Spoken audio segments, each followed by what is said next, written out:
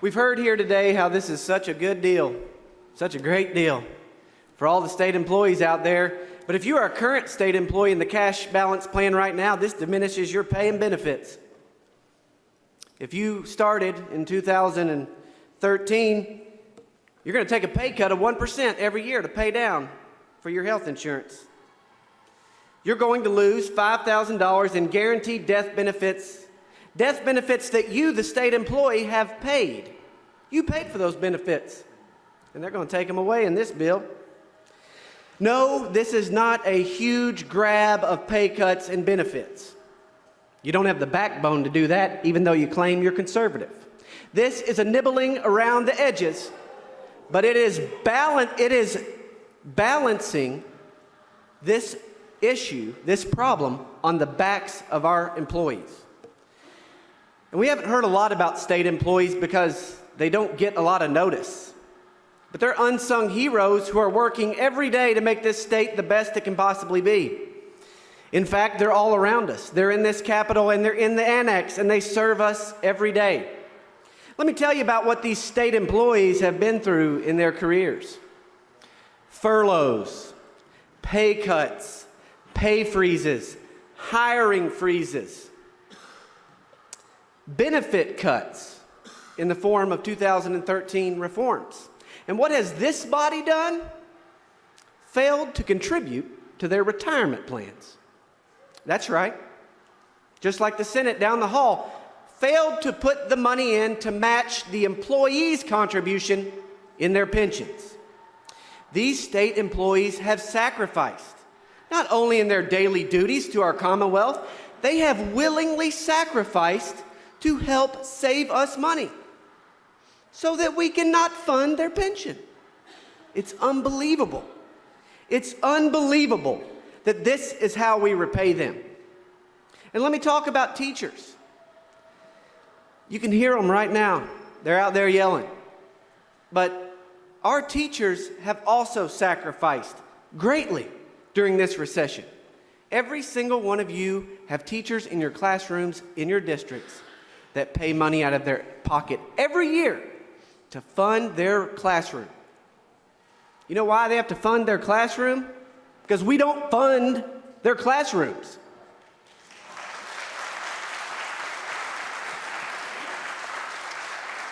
They are overworked, they are underpaid, and they are disrespected every day in this debate. They are neither ignorant, nor ill-informed, nor temper tantrum throwing babies. Our teachers are consummate professionals. I would say, if you were, I don't know, a state employee like a legislator, and you had a 291-page bill and you didn't read it, you might be ignorant on what's in it. You sure would be ill-informed about the contents of that legislature. House, come to order. So let's talk about that. Let's talk about this piece of legislation. I've read Senate Bill 1. I've read the House Committee substitute to Senate Bill 1, but during the committee meeting, I couldn't even get the sponsor to answer the question, was this on Senate Bill 1 or the House Committee substitute to Senate Bill 1? I couldn't get him to answer the question of, does this take care of any of the transparency measures that need to be in place to protect public pensions in Kentucky? You see, ladies and gentlemen, this problem has two main causes. Spoiler alert, it's not the benefits of our public employees. The first problem is, because we were not financially responsible, we didn't fund the pensions. The second problem that is rarely discussed is that we have secret deals, no bid contracts, and we have expensive investments that have ripped off the Kentucky employee retirement system. Think about this. We have lost hundreds of millions of dollars on bad secret deal investments. No. It's bad. This is not a reason to applaud. We have lost hundreds of millions of dollars. And for those same investments, we have paid the investors hundreds of millions of dollars in fees. People are profiting off our pension systems, and we don't even know who they are. In fact, they could be the very same people who make those investments. That, my friends, is corruption. Now, I want to tell you all about a defined benefit plan that works. It's in the private sector. We hear, oh, everybody in the private sector's got a 401k. Not the great employees at Ford Motor Company. Ford Motor Company is one of the best companies in the entire world. Ford Motor Company has a defined benefit pension because they care about keeping the best employees to make the best automobiles in the world. And they do it right here in Louisville. You know why Ford has a defined benefit plan? Because it's actually less expensive if you fund it. If you fund a defined benefit plan, it actually will save the state money. But this plan, this bill, ends defined benefits and moves everyone into a cash balance plan. What we have seen from the actuarial analysis of moving everybody into a cash balance plan is that it is more expensive. It is going to cost us more money up front, and we don't know how much. This plan also creates 401A type retirement plans. The actuarial analysis of Senate Bill 1 has proven.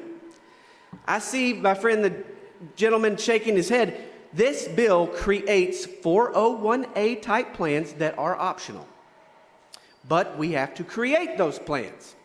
And the actuarial analysis of Senate Bill 1 has proven that to create these plans, it costs more money.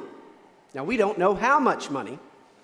And while some of you believe that I have sometimes lectured on being a conservative and being fiscally responsible, but I can tell you this: if you don't know how much this plan costs and you vote on it, you are not a fiscal conservative.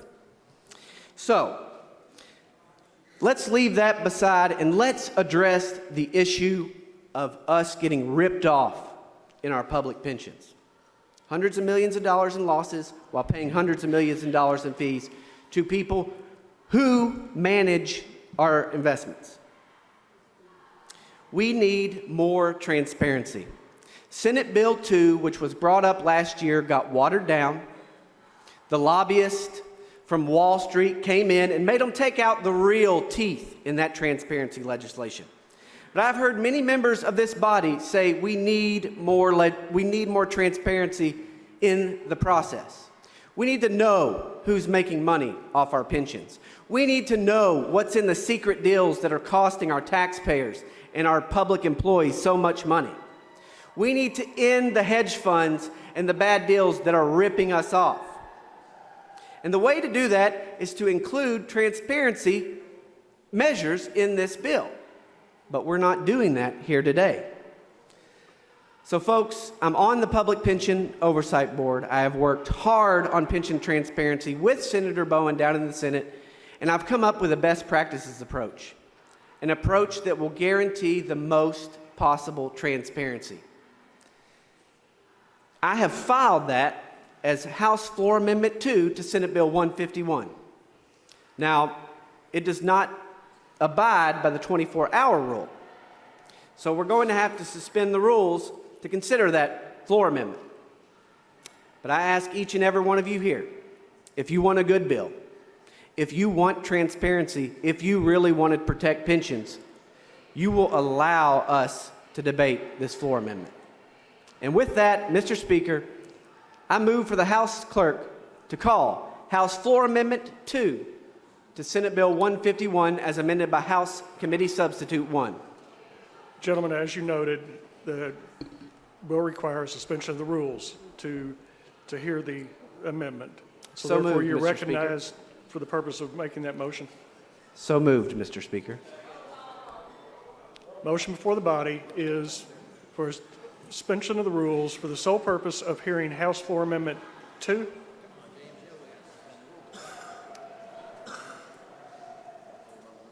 General Woodward, was it House Floor Amendment 2? House Floor Amendment 2, yes, sir. Motion is for the suspension of the rules for the sole purpose of allowing the gentleman to call House Floor Amendment 2, Requires constitutional majority. It's not debatable. Roll call machine is open for your vote. If you would like to suspend the rules for the purpose of hearing the amendment, vote aye. Otherwise, vote no. All members voted. Clerk will take the roll. There being 43 members voting aye, 43 members voting no, motion fails, gentlemen. Mr. Speaker, may I conclude on the bill, sir? Yes, sir. We're going to suspend the rules on many more inconsequential matters through the rest of this session. And I don't want to shame anybody or guilt anybody, but you all just took one of the worst votes I've ever seen taken in this chamber. Second only to the vote on Senate Bill 151. Thank you, Mr. Speaker.